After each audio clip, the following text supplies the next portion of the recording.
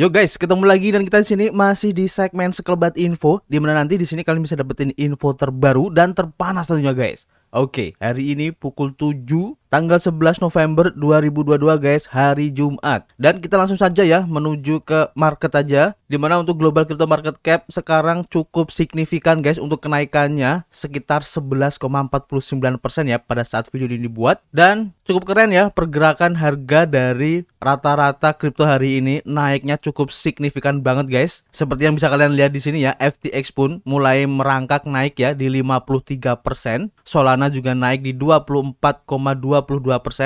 Bitcoin pun naiknya cukup signifikan ya di 9,68%. Bahkan sempat kemarin tuh menyentuh di 11% guys. Ethereum naiknya cukup gila ya, 17,47% guys. Dalam waktu 24 jam ini, BNB juga gila 13,40%.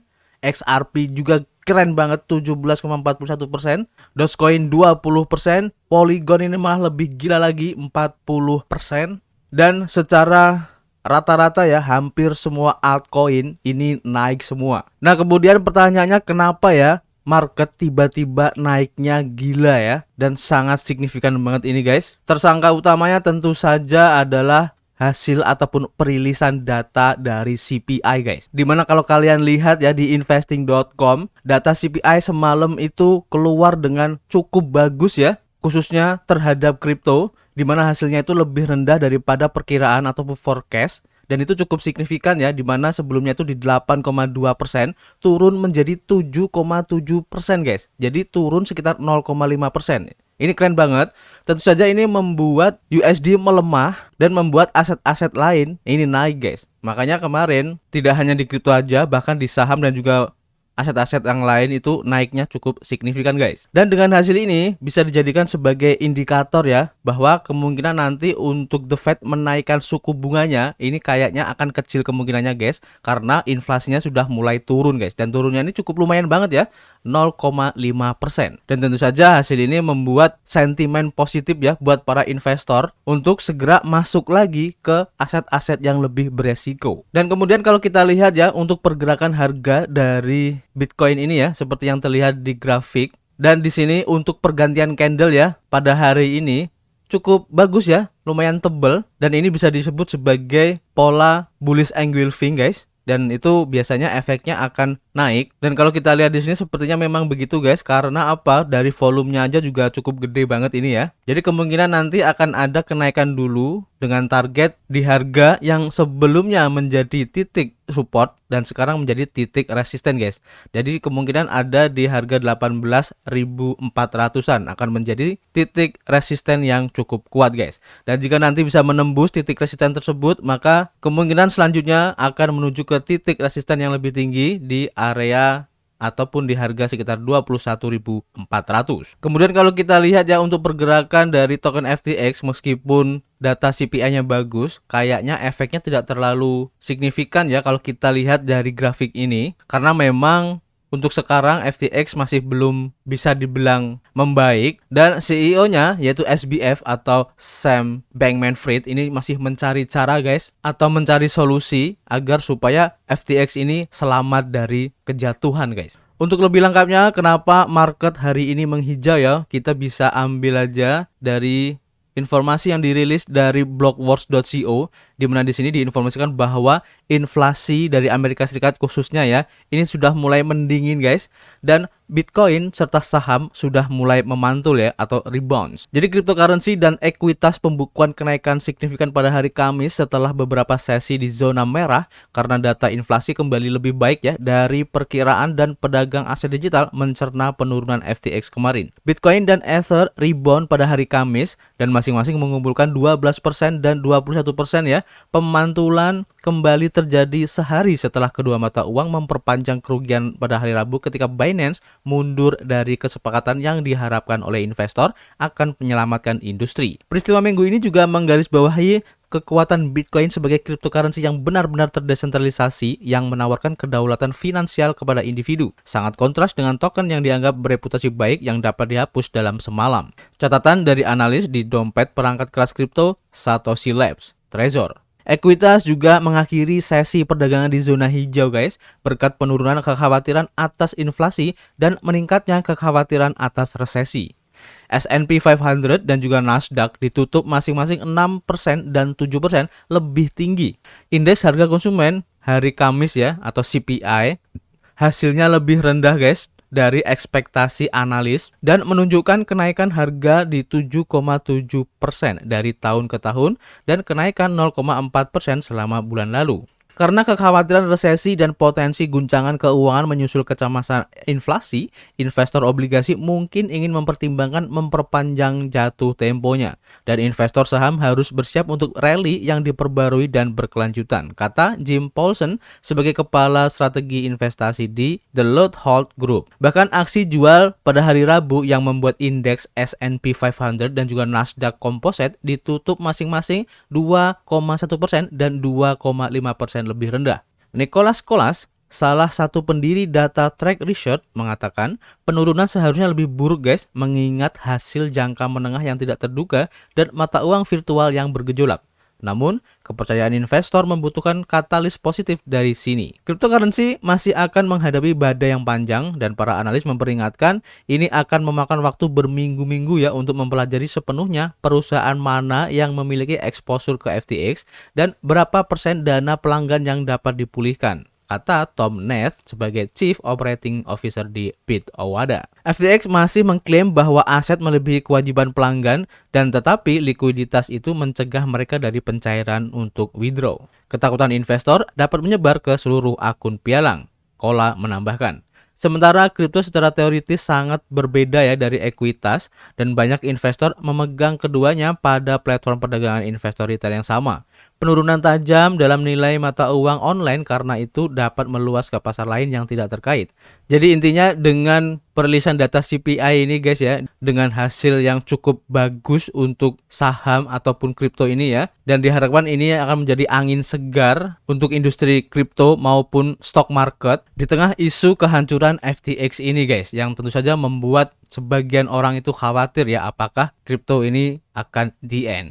Dan oleh karena itu guys, Changpeng Zhao ya sebagai CEO dari exchange terbesar di dunia yaitu Binance ini memberikan semacam kabar yang menenangkan ya, di mana dia tuh memberikan informasi-informasi yang membuat ataupun intinya ingin mengatakan kepada para pelanggan ataupun customer dari Binance bahwa kalian itu jangan khawatir gitu. Dan Binance akan berusaha untuk selalu transparan ya, baik dari kebijakan-kebijakan yang diambil ataupun dari segi aset-aset yang dimiliki guys. Seperti yang bisa kita lihat ya di akun Twitter dari CZ ini ya atau Changpeng Zhao, di mana di sini dia itu mempublish cold wallet address guys serta balance-nya ataupun kepemilikan dari aset-asetnya guys. Dan di sini dia merilis 6 dari 600 koin yang dimiliki oleh Binance ini guys. Antara lain ada Bitcoin, Ethereum, USDT, BUSD, USDC dan juga BNB guys. Dan di sini untuk kepemilikannya cukup besar ya. Contohnya di sini untuk Bitcoin dia mempunyai sekitar 475.000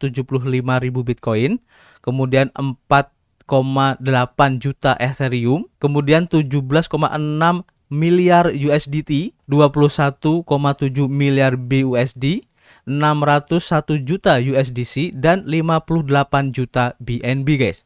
Jadi ini pondasinya sangat kuat banget ya untuk aset dari Binance ini guys. Dan kerennya di sini guys, ada yang bertanya apakah Binance mempunyai liabilitas ya atau semacam utang lah ya. Dan di sini Changpeng Zhao menjawabnya kita tidak punya hutang. Keren kan?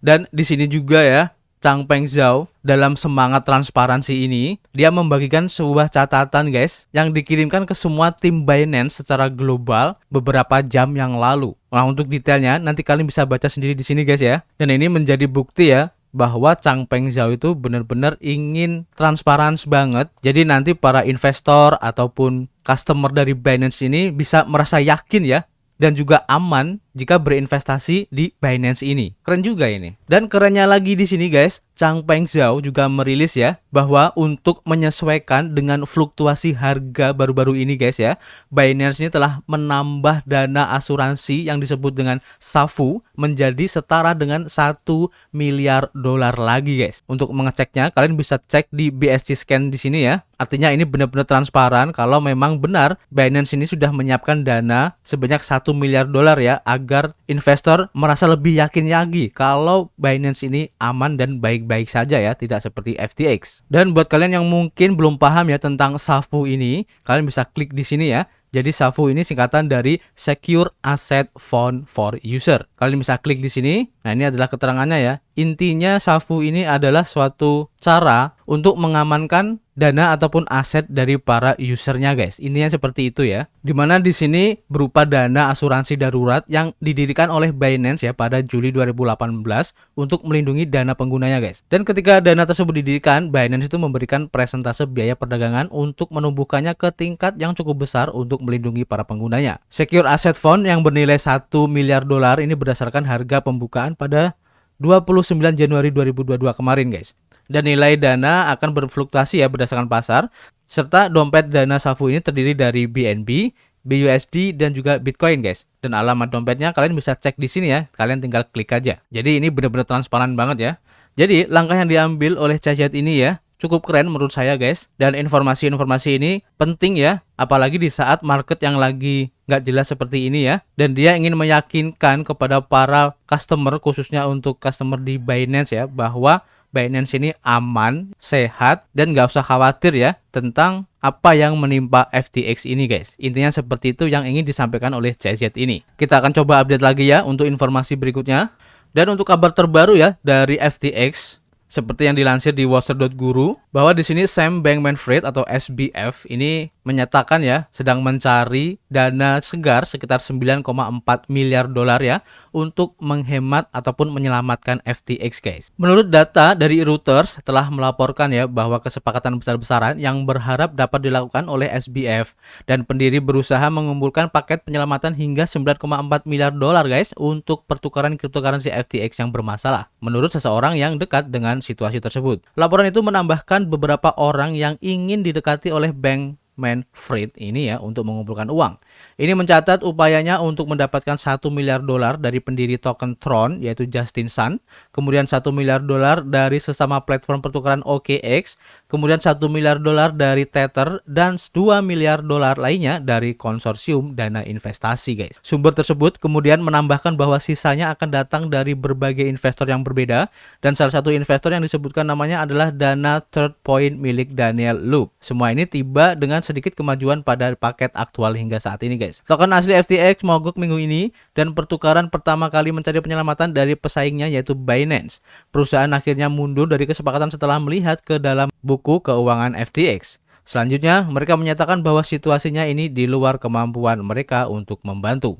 Terungkap hari ini bahwa FTX memanfaatkan aset para pelanggannya ya untuk mendanai perdagangan agresif dalam perusahaan sejenis, yaitu Alameda Research. Selain itu, penghentian penarikan yang berlangsung lebih dari 48 jam hanya menambah lebih banyak krisis. Situasinya selalu berubah, tetapi sampai saat ini belum ada komentar ya mengenai bailout dari salah satu pihak yang terlibat. Dan desas-desus tentang kesepakatan potensial untuk menyelamatkan FTX juga tidak muncul guys. Jadi intinya FTX masih belum tahu ya harus ngapain untuk menyelamatkan tokennya ataupun exchange-nya guys. Jadi kita tunggu aja nanti untuk update terbaru dari FTX. Dan untuk intermezzo kali ini kita informasikan ya dari You.Today bahwa Elon Musk ini membagikan rencananya guys untuk Twitter khususnya ya tentang apa yang akan dilakukan ke depannya oleh Elon Musk ini guys. Jadi dalam pertemuan Rabu di Space, fitur audio langsung untuk Twitter ya, Elon Musk memaparkan rencana bisnis Twitter sejak mengambil alih perusahaan kurang dari 2 minggu lalu guys, menurut laporan dari New York Times. Elon Musk membahas visi Twitter untuk memproses pembayaran secara penuh dengan rekening bank dan kartu debit yang ditautkan, dan mengembangkan PayPal juga. perusahaan pembayaran online yang dibantu juga oleh Elon Musk. Menurut pengajuan dengan Jaringan Penegakan Kejahatan Keuangan atau FinCEN dari Departemen Keuangan, raksasa media sosial telah mengajukan dukungan pendaftaran dalam seminggu terakhir untuk membuka jalan bagi mereka untuk menerima pembayaran, guys. Kemudian Elon Musk selalu mendukung Dogecoin, guys, bahkan mengizinkan penggunanya sebagai pembayaran untuk barang dagangan Tesla dan bisnis berikutnya. Dia juga mengizinkan pembayaran Dogecoin untuk wewangian ya, atau parfum yang sudah diluncurkan kemarin yang diberi nama Burn Hair